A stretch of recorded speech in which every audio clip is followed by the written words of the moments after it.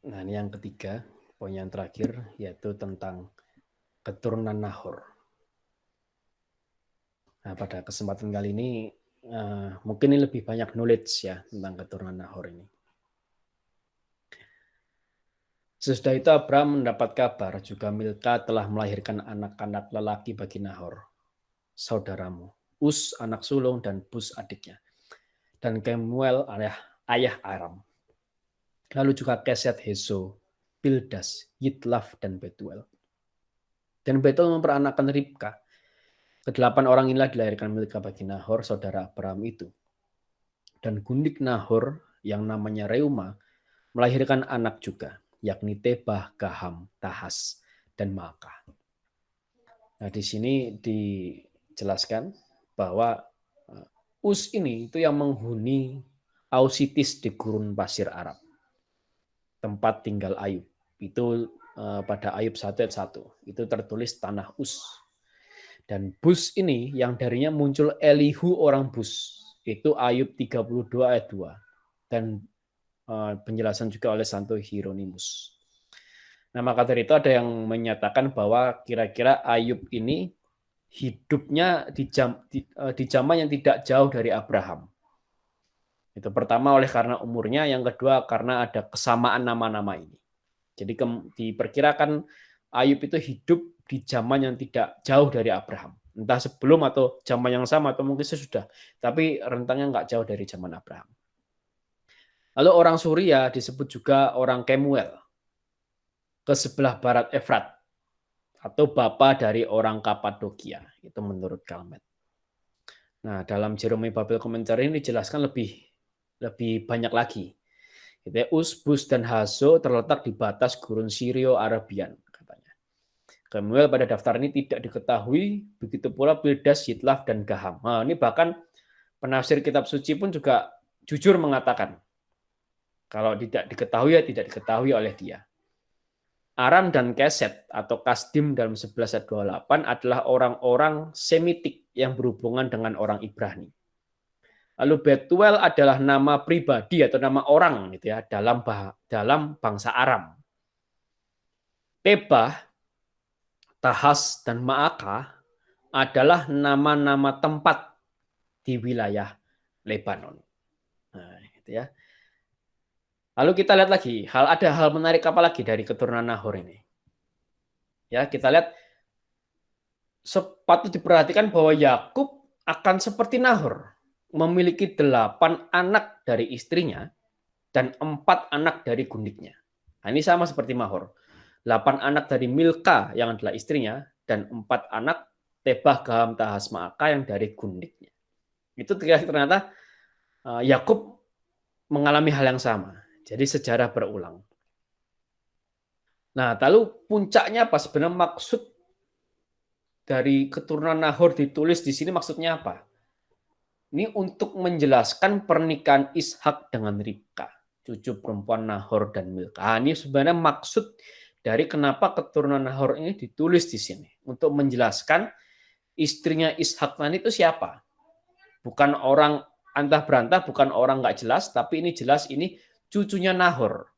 Dan Nahor itu adalah saudaranya Abraham.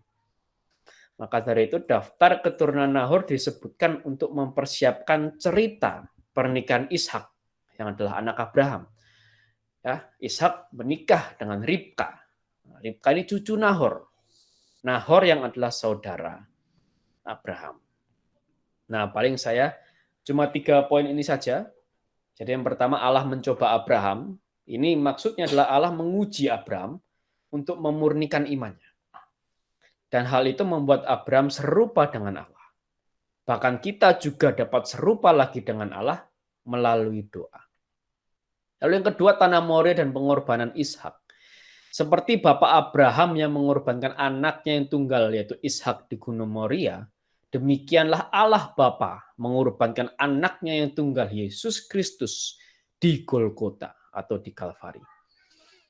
Kalau Allah Bapa tidak menyayangkan putranya, dan bahkan Yesus sendiri yang rela mengorbankan nyawanya demi kita, masihkah kita menyayangkan mempersembahkan yang terbaik bagi dia? Nah, ini pertanyaan refleksi.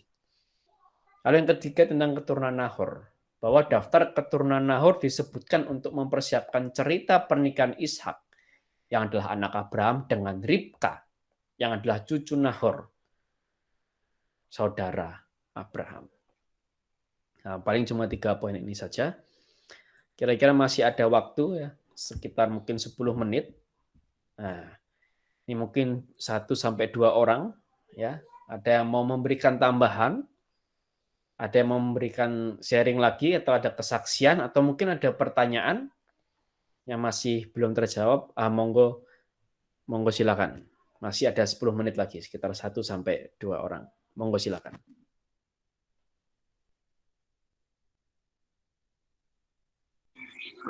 Mungkin nambahin aja kali ya. Ini udah dijelaskan semua sama teman-teman juga. Kalau gue sendiri nambahin paling dari tadi ya agak sedikit short movie ya. Short movie tentang Tuhan Yesus yang disalib itu sebenarnya gue agak kurang setuju sih kalau kita lihat di Alkitab yang pas Tuhan Yesus dicambuk itu ya. Kalau kita lihat di Alkitab di Yesaya 53 ayat 5, kemudian juga di Mazmur 22 ya. Nah, sebenarnya kan di situ dibilang kalau eh, Tuhan itu bisa melihat sendiri tulangnya ya, kalau di Mazmur 22 ya. Sekedar untuk teman-teman juga sharing, jadi Tuhan kita ini Tuhan yang luar biasa nih. Aslinya punggungnya itu ya, kalau kita lihat juga baca banyak referensi yang mengatakan bahwa 40 cambukan atau berapa ya. Tapi kan ada beberapa tuh ya dia apa kayak apa bukan pengetahuan apa yang mengatakan bahwa pada zaman dulu itu penyiksaan tuh 40 cambukan ya. Tapi yang jelas penderitaan yang Tuhan Yesus telah alami itu jelas menurut dari Mazmur 22 ya, kelihatan bahwa Tuhan Yesus tuh sampai tulangnya terlihat gitu. Dan tulangnya terlihat ini kalau kita pelajari dari bahasa aslinya itu harusnya itu dia masih salah terjemahan juga sih kalau menurut gue. Karena harusnya kalau dia ini ya apa si bilur-bilurnya ya dia. Nah, itu harusnya ada plural sama singular. Nah, setahu gue di sana tuh masih berbentuk jamak ya, padahal harusnya dia singular karena buktinya tulangnya sampai terlihat. Dia bisa melihat tulangnya sendiri. Nah, jadi eh, begitu besar ya kasih Tuhan kita ya sampai eh, Tuhan rela gitu. Itu nggak kebayang sih itu gimana tuh sampai punggungnya semua eh, terlihat ya tulang-tulangnya punggungnya semua. Itulah mungkin sebabnya juga ketika dia membawa kayu salib itu terjatuh ya, terjatuh beberapa kali ya, 2 kali apa 3 kali, 3 kali ya kalau nggak salah ya, 3 kali apa 2 kali lupa ya, antara itu. Jadi memang kita di sini juga ya apa ya, ya sungguh luar biasa lah kita apa yang telah dilakukan Tuhan. Kita nggak akan bisa menjadi seperti dirinya, tapi dari situ kita bisa belajar bahwa kasih Tuhan luar biasa lah di dalam buat hidup kita. Begitu pula juga dengan kita harus mengasihi sesama kita. Jangan sampai penderitaan yang Tuhan telah lakukan ini sia-sia ya. Karena memang kita ini kan salah satu gerejanya. Jadi kita bisa memunculkan atau memberikan gambaran Tuhan Yesus yang begitu baik dalam hidup kita kepada orang-orang lain di sekitar kita. Nggak usah jauh-jauh ya, kita keluarga dulu lah. Mulai dari keluarga, teman dekat, baru ke orang lain. Kayak itu.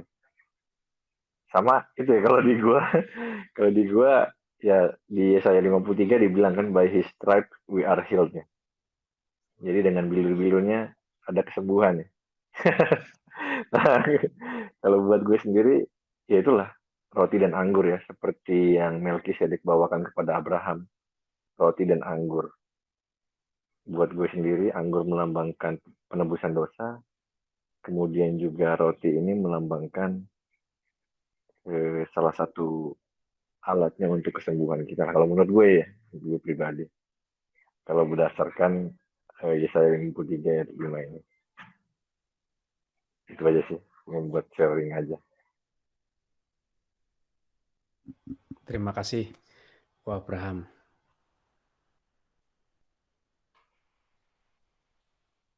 Oke, nah, makasih atas tambahannya ya. Ada lain yang mau menambahkan? Mungkin Leo sudah ingat dengan apa yang mau disampaikan tadi. Kalau tidak ingat juga nggak apa-apa. Sudah? Oh, oke. Ya Pak Pujo, selamat datang Pak Pujo ya. Mungkin baru bergabung Pak Pujo. Di kami suara memang jelas sebenarnya. Nah, mungkin kita lanjut ke pengumuman. Jangan live dulu ya, seperti yang luar biasa akan ada kuis. Ya. Nah, kita pengumuman. Nah, seperti yang luar biasa, setiap hari Minggu jam 3 sore kita akan ada persekutuan doa secara online. Jadi besok Minggu 22 Agustus kita akan ada persekutuan doa. Lalu setiap Selasa, Jumat, dan Sabtu jam 8 malam kita akan ada doa syafaat, yaitu Miracle Room. Ya. Dan teman-teman Bapak Ibu semua diundang ke semua acara-acara kami ini, terbuka untuk umum. Nah, minggu depan kita special edition, gitu ya, kita edisi spesial karena kita akan mengundang Frater Revi Martensa. Gitu. Jadi minggu depan tanggal 26 Agustus jam 7 malam, Just Hope kita akan bahas kejadian 23 tentang Sarah mati dan dikuburkan. Ya, bukan dikuburkan bersama gitu ya, tapi ini dibahas kita akan membahas ini bersama dengan Frater Revi Martensa. Gitu ya. Sepertinya nama beliau sudah cukup terkenal sebenarnya di Keuskupan Bandung sepertinya ya. Nah, di link yang seperti yang Bapak Ibu dan teman-teman ikuti saat ini, gitu ya, EPN WQNM JPO. Jadi tunggu lagi besok Minggu, Jumat, Sabtu, dan hari Selasa, dan minggu depan kita akan bertemu lagi bersama dengan Frater Revi Martensa. Nah, ini juga pengumuman yang lain, teman-teman Bapak Ibu bisa kunjungi website kami, bit.ly/hopebdg, HOPE-BDG, gitu ya, website kami. Nah, ini isinya apa? Ini isinya banyak sekali tentunya ya. Pertama, ini akan ada rekaman-rekaman persekutuan doa, lalu ada rekaman-rekaman jazz, ada penjelasan juga tentang Miracle Room dan penjelasan tentang acara-acara kita. Nah, kita buka di rekaman jazz ini ya, kita akan ada semua rekaman di sini ya. Yang paling atas yang terbaru. Gitu. Jadi kejadian 1 itu paling bawah. Gitu. Di scroll ke bawah nanti ketemu kejadian 1. Jadi bisa dikunjungi website kami bit.ly/hopebdg. Nah, lalu inilah yang terakhir. Nah, jangan live dulu. Akan ada kuis berhadiah tentunya. Nah, ini silakan tulis jawabannya itu di chat meeting. Tulis jawabannya di chat meeting, yang menang adalah yang paling cepat dan benar. Ya, dan diperuntukkan hanya bagi yang belum pernah menang. Jadi bukan yang belum pernah menjawab ya, tapi yang belum pernah menang. Nah, silakan tulis jawabannya di chat meeting. Lalu setelah itu bisa dituliskan nomor HP-nya, khususnya bagi teman-teman Bapak Ibu yang kami belum punya kontaknya. Nah, apa pertanyaannya? Pertanyaannya cukup mudah. Dan jawabannya bisa bervariasi, gitu ya. Jadi kemungkinan benarnya tinggi. Yaitu apa? Ini pertanyaannya. Apa maksud Allah mencoba Abraham? Nah, ini sudah kita bahas tadi ya. Apa maksud Allah mencoba Abraham? Nah, ini jawabannya bisa bervariasi nih. Gitu ya. Tapi cukup satu saja dijawabnya. Monggo silakan, saya tunggu di kolom chat ya, di in call message itu. Menguji kesetiaan atau iman.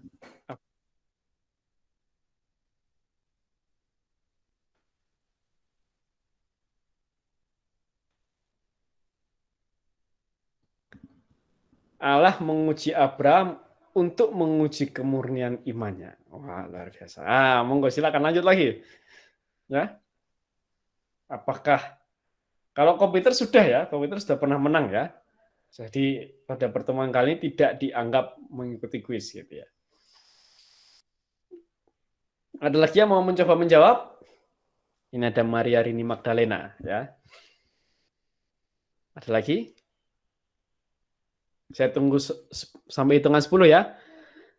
10, 9, 8, 7, 6, 5, 4, 3, 2, 1. Oke. Maka pemenang kuis malam hari ini adalah Ibu Maria Rini Magdalena.